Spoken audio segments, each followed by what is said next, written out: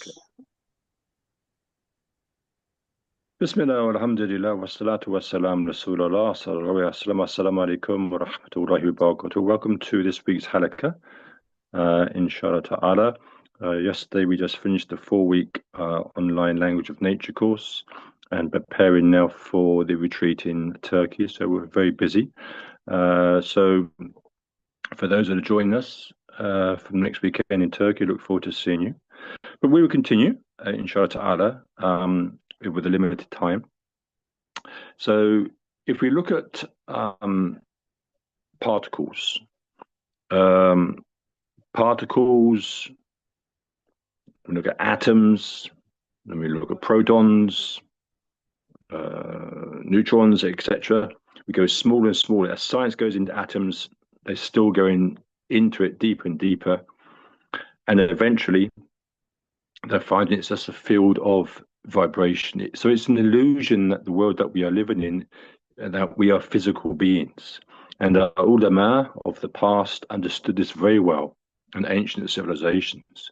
We are simply an energy field. The energy field, okay, so the energy field doesn't have boundaries. So we're not surrounded by a boundary, and we can learn a lot of this from permaculture.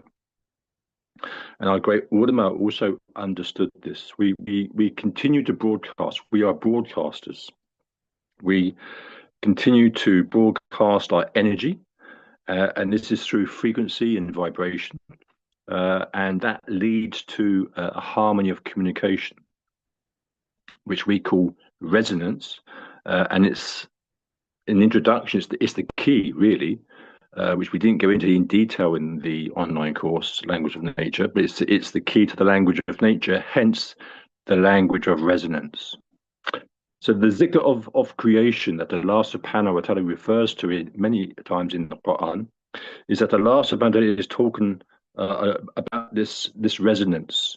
And it's for us, if we resonate, our hearts attach to this zikr, which is inborn within our fitra, then we are all vibrating at that correct frequency. That's the divine order.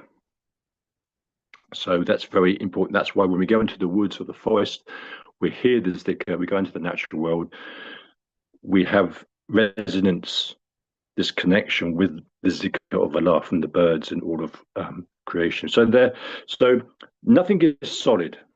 Okay, and quantum physics even shows us today, and Allah subhanahu wa ta'ala confirms it. That Allah says that Sanurihim ayatihi, that He will most definitely continue to show the signs on the horizons and within themselves. It's within themselves now that science is trying to dig deeper to understand, and they're having to understand that everything outwardly, inwardly, is interconnected, and so nothing is solid that it appears to be.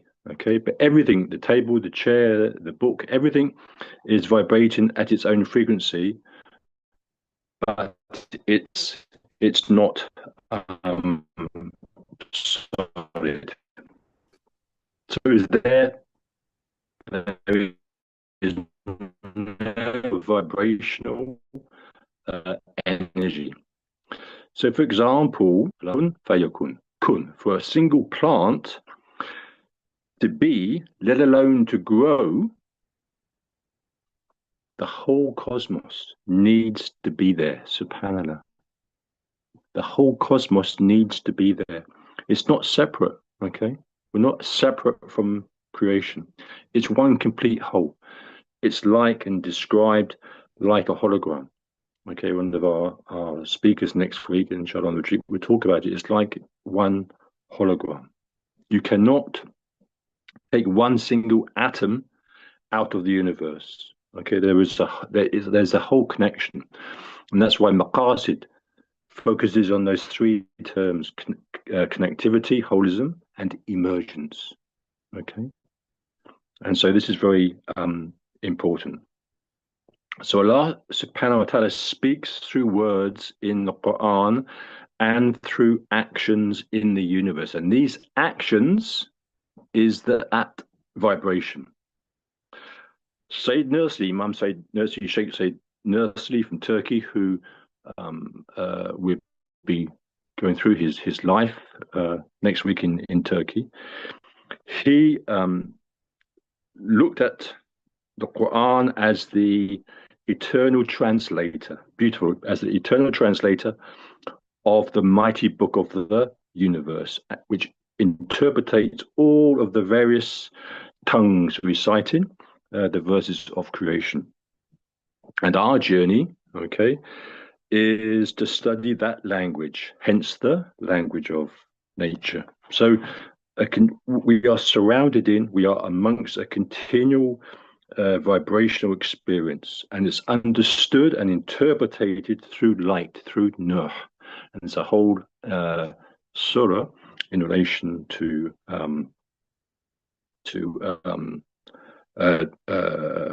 that, inshallah.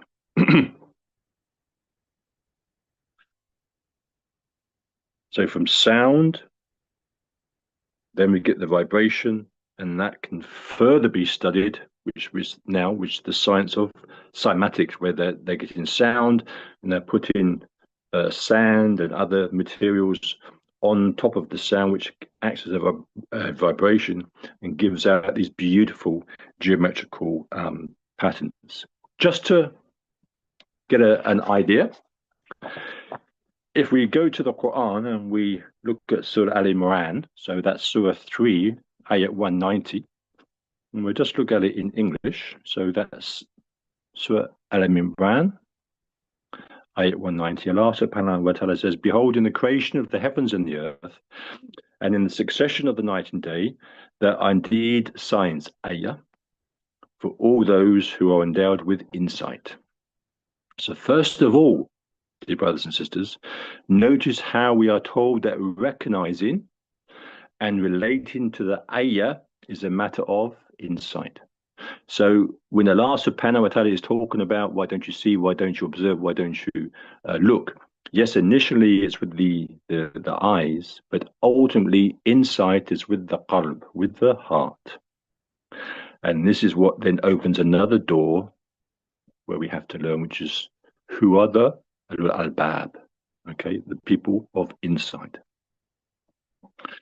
So it's a matter of insight, of stopping all our habitual mode of thinking, which is today, with all this information, left brain, Western civilization, domination. This habitual mode of what we just go through, we're just processing, we become like machines, we become like robots in how we think, and we don't really connect to what is going on around us. And secondly, note that the original word here for creation in that ayat is khalaq. Notice that. This will explain what I've just outlined here at the beginning. The original word here for creation that Allah subhanahu wa ta'ala refers to is khalaq. It's not a static word. Okay, it's not a static word. It is the masdar form. So the masdar is the verb without any knowing whether it's present tense, future tense, past tense. It's just the masdar. And when you're learning the Arabic language, you take the verbs, you take the masdar, and then you begin to see all the connections, all the different patterns. For example, fa'ala, fa'ala, fa'lu, fa'alat. And we continue like this. In English, the masdar, okay, which as I say, it's not a static word. In English, it's equivalent to the ing, I-N-G. So creator, creating, okay, speaking, walk in. It's the action, and that really just covers exactly what I just explained as we went through this. So we are told in this ayat in Surah Al-Imran, ayat 190. We are told to behold the creating of the heavens and the earth, with an emphasis. When Allah subhanahu wa ta'ala is really emphasizing, sometimes he uses the word with a sin and a well, sinurihim ayat wa qada, qaf and adal. So Allah subhanahu wa ta'ala is emphasizing on this dynamic flow subhanallah, this dynamic flow of creation. Okay, and one of those signs is the alternation and the succession of night and day. So I just wanted to highlight that to you, inshallah. To go on from kun fayakun. Okay, let's just have a look at that a little bit more deeper. So again, kun, be. Okay, and as I said there, be, for be to happen without any growth, everything in the universe has to be there. Subhanallah. This is why it's described as like a hologram. Be, then that, kun fayakun, be, then it is suggesting that the object comes into being instantaneously, okay, rather than a process over time. But Allah subhanahu wa ta'ala is keep asking us, keep referring to the natural world to see the process, to see the development, to see how things grow. How things grow in the natural world from the beginning, moves through the cycles to the end, is how we grow. That's how everything grows. So the fa here, kun fa, the fa here is known as a conjunctive particle. In Arabic, it's called the haruf al-atf. Haruf al-atf. A, T, and the F, meaning the letter of connection. When you study Imam Said Nursery, as we will do in the retreat, he would look at the cosmos, the book of the cosmos, the Al-Quran, Taqwini, the Kitab al-Kawn, okay, but the whole of the cosmos.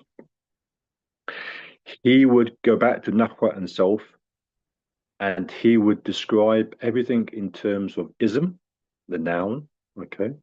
You can just say it's the object, the khabar, and the half. And the half is again part of this understanding of the language of nature and connects beautifully to the subject of permaculture that I was talking about a lot in the language of nature course. The half, the haruf al-atf, the letter of connection, this conjunctive particle is what connects the words to make the ayah, to form the whole surah, subhanallah, which then connects to the other surahs. Okay, subhanallah. So kun fayakun. Okay, so the fa here, it's showing us it's a process for us to understand. It's a process. Okay, of course, Allah subhanahu wa ta'ala is working in a different way, but for us, through the sensory perception, it's a gradual process. We will see reality once that veil is lifted, when we are in front of Allah subhanahu wa ta'ala. And the only thing that exists is La ilaha illallah. And we're surrounded by asbab, all of creation, tree, sun, moon, dust, whatever, is just asbab. It's just pure vibration, which that's how I've introduced today's subject. So if you replace the fa and put a wow, then that would read be and it is, and it is. But Allah subhanahu wa ta'ala is putting the fa there as a connection. Kun, be, then the process starts. Remember how we started with be, kun? Before the process, the growth starts of the tree, the plant, everything has to be there. Subhanallah. That's quite amazing.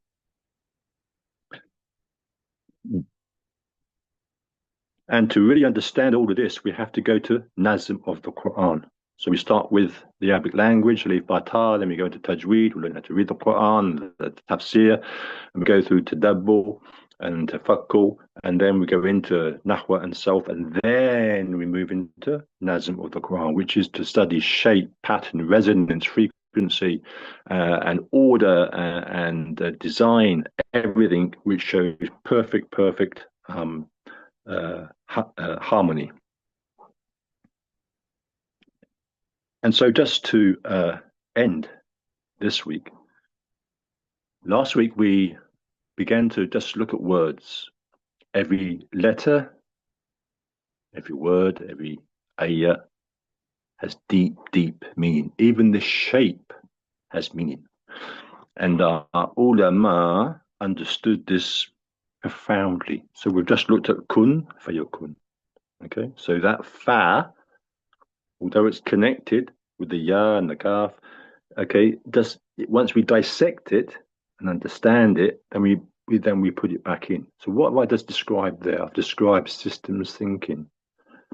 And that's the only way you can penetrate the Quran is through systems thinking, not to take an ayat out of isolation and understand it, but to take all of the ayats that we learn, connect them with all of the ayats in relation, and look at the ayats within a surah before and after to get a wider picture. So yes, we can go into the left brain hemisphere, zoom in to look at, for example, the fa, but to understand its relationship, which is what this, what we were talking about with the haruf al-atf. This relationship, we have to put it back into the complete whole, and that's how our ulama understood, and we had the greatest imams of greatest scholars of that time. And that's the same approach that Maqasid Institute are trying to rejuvenate. That's why we had the ulama who were stroke polymaths.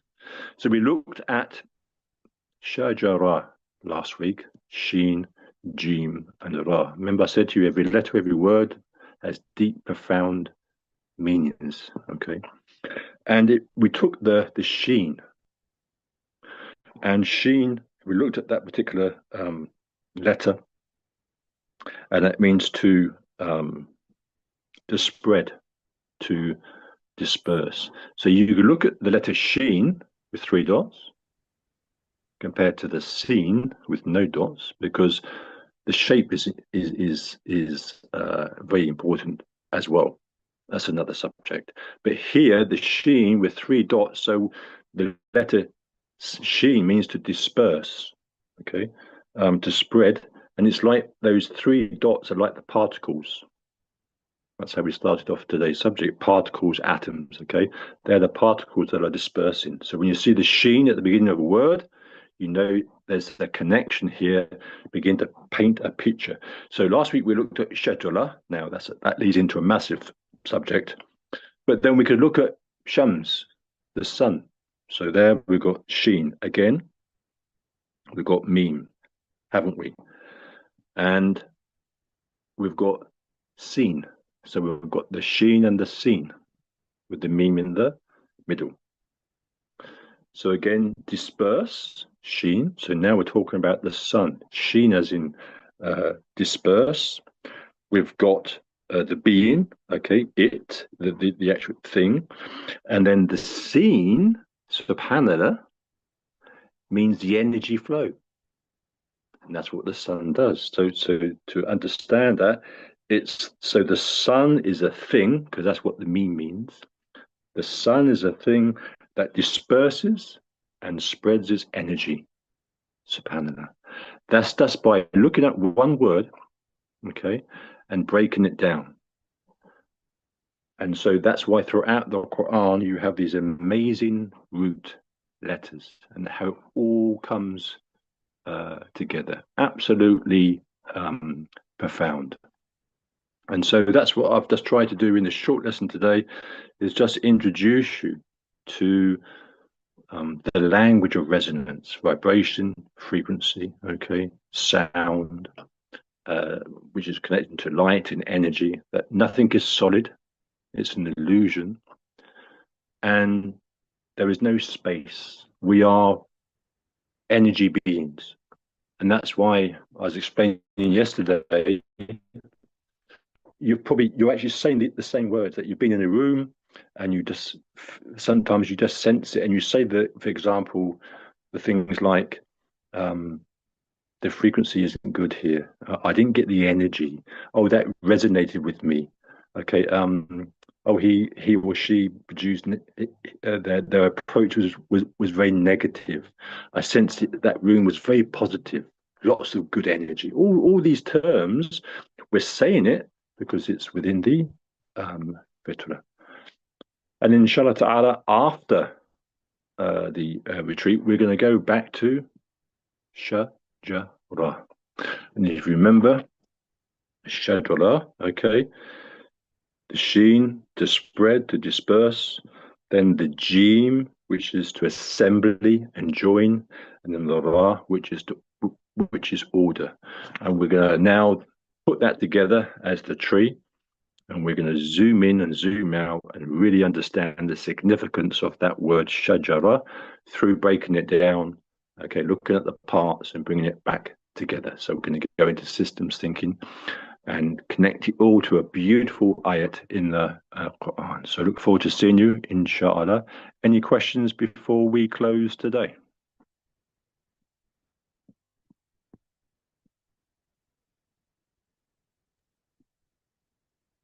I have one question, if I may, Sheikh. Assalamu alaikum wa rahmatullahi wa barakatuh. Wa alaikum salam wa rahmatullahi wa barakatuh. So you've given us a couple of examples of unpacking these ayats, right? To dive into the Quran and then unpack them. I still find that very hard to do, Okay. to really dive into. So do you have sort of a framework or a couple of steps of how you really go into the ayah as a whole, rather than just reading it and left braining it and just taking it for the words that are there rather than the meaning behind it? So I'm just trying to grasp what you're. Sorry, I still don't quite understand. So if you just take an ayat, so are you struggling just to take one word and then to be able to go into that? Is that what you're meaning, or? I'm struggling to see the ayat in the Quran um, as something to ponder over in the way that you are inviting us to do here, to really dive into the Quran deeper, rather than looking at it from a superficial level. Okay. So we need to.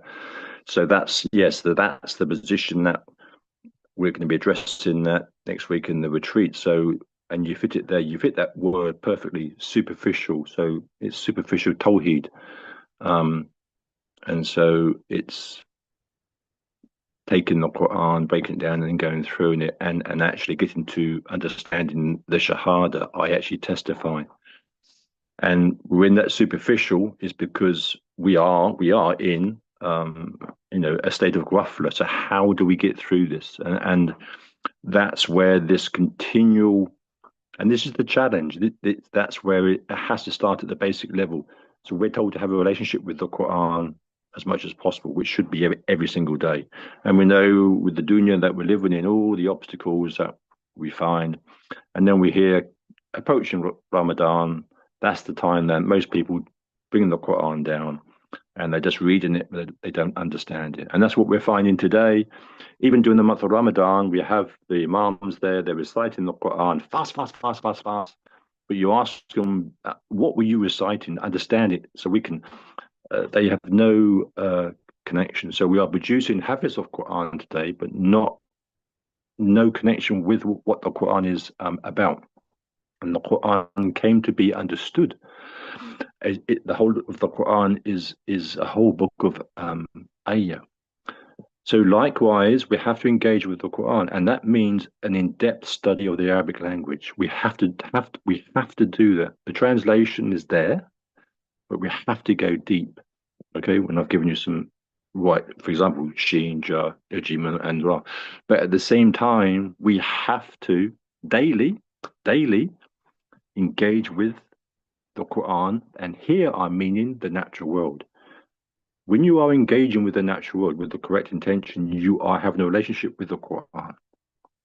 The more that you engage, the more that you make tafakkur, Allah subhanahu wa ta'ala will begin to open doors for you, and you start to see relationships, you start to ponder, you start to see the connections without even connecting to the Quran, just by getting out.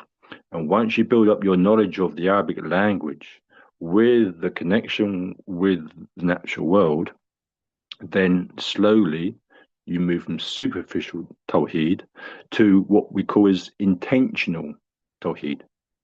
For example, if you wanted to go off grid, you go off grid, you establish an eco village. So you're actually living the experience. You're actually living it out. It's not just theory. And that's where we are today. We're in a world of theory, information overload. So we've just done a 4-week course and so many students, but straight away you can see that then slowly students began to struggle with sending in their assignments and doing their sit spots because of all of the pressure of the world around. And I said in week 1, the first person that will flip you off this journey will be none other than Shaitan. And it means a lot of sacrifice. You need to get to a point where just walking in the street, walking in the town, you're connected to the Quran. At the same time, you're connected to all of the signs in creation. How many times have we been told that when we are in the company of the ulama, you're with them, but they're not there. They're engaging with you, but they're on a different level. And that's the journey that we all try and achieve. And at the end of the day, it's not the beer, it's not the 5 times salah, it's not the zakat, it's not the Ramadan, the fasting, it's not even the kalima. They're all prerequisites that we have to do. The only thing that will enable us to go to Jannah, and may Allah enable us to all to go to Jannah, the highest Jannah for those, is the qalb as-salim, the contented heart. How pure that is going to be, we only know when we are in front of Allah subhanahu wa ta'ala. So it's a journey, brother. It's a whole journey, and it requires sacrifice. And believe me, once you begin that journey, then you connect those 4 layers of Islamic contemplation, subhanAllah. And suddenly, then you'll see the connections. You'll look at a tree, a bird, that will take you directly to the Quran.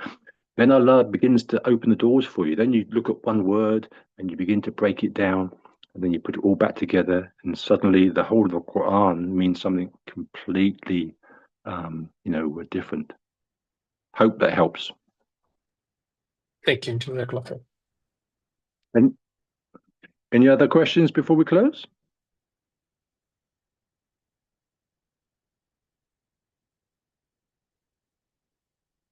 Okay, inshallah ta'ala, we will end that. أعوذ بالله من الشيطان الرجيم بسم الله الرحمن الرحيم والعصر الإنسان في خسر إلا الذين آمنوا وعملوا الصالحات وتواصوا بالحق وتواصوا بالصبر ربنا آتنا في الدنيا حسنة وفي الآخرة حسنة وقنا عذاب النار. السلام عليكم ورحمة الله وبركاته.